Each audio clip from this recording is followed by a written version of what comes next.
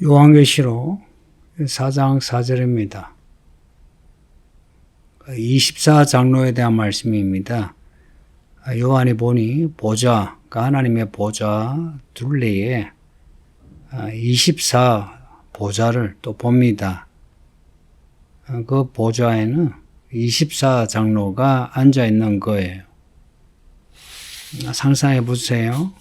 하늘에 하나님의 보좌가 있고 그 둘레로 24개의 보좌가 있는데 24장로가 앉아 있어요. 이게 좀 의외이지 않습니까? 하늘에 그 많은 그 영화로운 천사들보다 먼저 24장로를 봤고요. 그 장로들이 보좌에 앉아 있다. 그리고 흰 옷을 입고 머리에 금관을 쓰고 있다. 이게 정말 특별한 모습이에요. 천사들 중에 이렇게 보좌에 앉았고 금관을 쓴 천사 이야기는 성경에 없어요.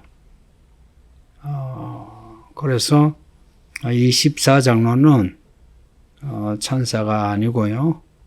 우리가 교회에서 장로님 그러죠. 사람입니다. 24장로가 앉은 보좌나 하나님의 보좌나 단어가 같은 단어예요. 24장로의 그 위치가 그 하늘에서 얼마나 높은가를 보여줘요.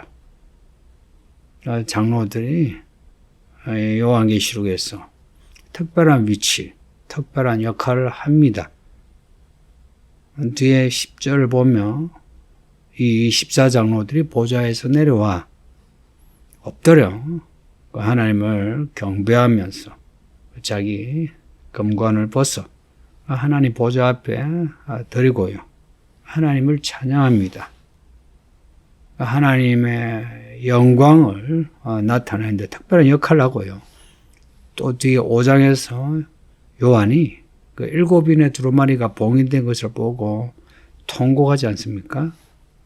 그렇게 통곡할 때에 24장로 중에 한 사람이 와서는 울지 마라.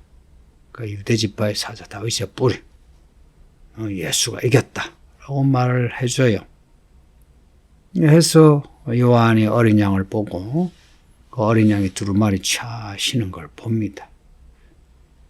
그 24장로들이 그 어린 양 앞에서 향이 가득한 금대접을 가져요. 그 24장로들이 그 성도들의 기도가 담긴 금대접을 들고 예수님께로 가지고 갔다는 거예요. 특이하죠. 24장로가 성도들의 기도를 가지고 어린 양 예수님에게 갔다는 거예요. 그리고 요한계시록에서는 중요한 찬양에는 24장로가 빠지지 않습니다. 또 특이한 거는 24장로가 내 생물과 함께 반복해서 기록되고 있는 거예요. 내 생물과 24장로, 내 생물과 24장로. 내 생물은 하나님의 천사 중에 가장 높은 천사. 그 내 생물의 그 모습이 하나님이 창조하신 그 창조의 대표, 혹은 천사들의 대표라고 할 수 있는데 24장로도 그와 같다는 거예요. 성도들의 대표라 볼 수 있는 거예요. 히브리서 1장에서는 천사들은 성도들을 섬기는 영이라고 나와요. 성도들은 하나님의 아들들이거든요. 천사들은 그 성도들을 섬기는 영이에요. 하나님이 천사들을 동원하여 성도들을 보호하고 이끄는 겁니다.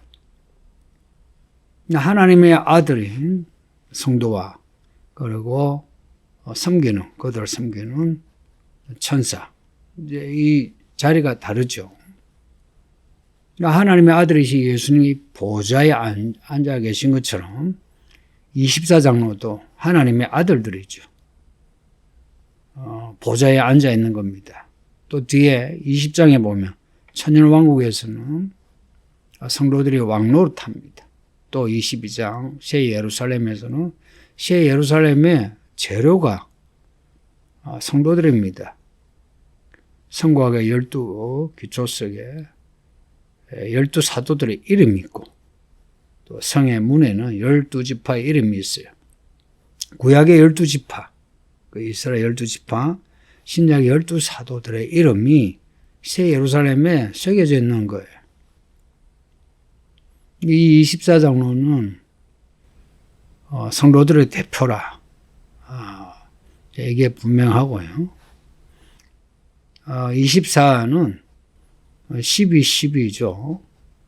야곱의 12아들, 12지파, 신약의 12사도, 합하여 24장로라 보는 게 요한계시록 문맥에서 확실하고요.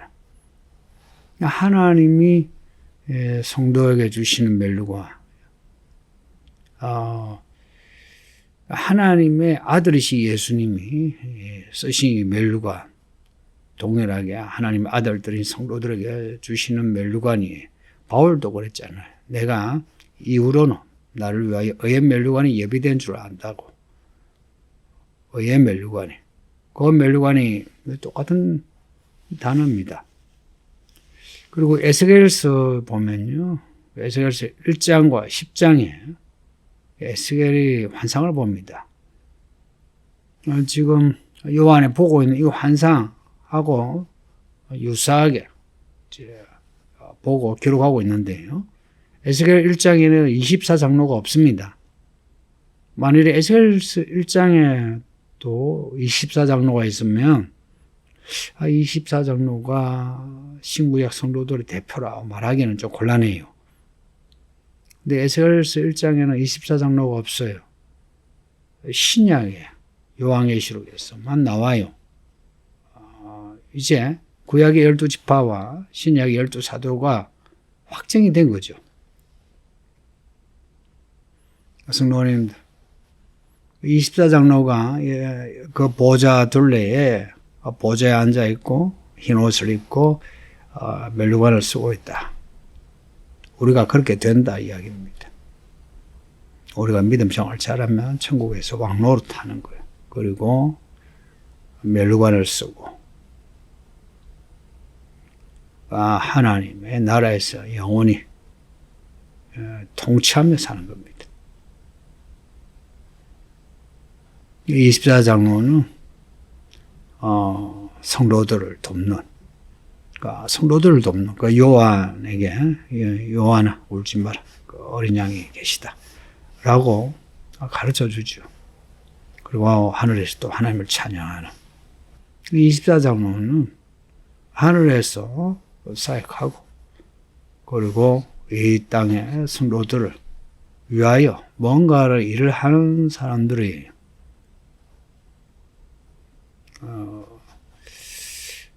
특별히 그 요한이 울 때에 그 어린 양을 소개하는 이 장면을 꼭 기억하세요. 그 나중에 5장을 설교할 때에 한 번 더 제가 강조할 겁니다. 흰 옷을 입고 경관을 쓴 보좌에 앉아있는 20장로의 모습을 잊지 마시기를. 그렇다고 해서 우리가 20장로 안에 들 수 있다. 이건 아니에요. 분명히 12지파, 12사도가 나와요. 정해놓으신 거예요. 그러나 24장로의 모습은 지금 우리에게 주시는 약속과 같아요. 잘 읽은 알곡과 같은 성도들에게 주시는 상인 겁니다. 성도님들, 부디 교회 안에서 믿음의 장로 역할을 해주세요. 누군가 엎드려 어떻게 믿어야 할지 모르고 어떻게 해야 될지 모를 때에 24장로 중에 한 사람처럼 울지 마라.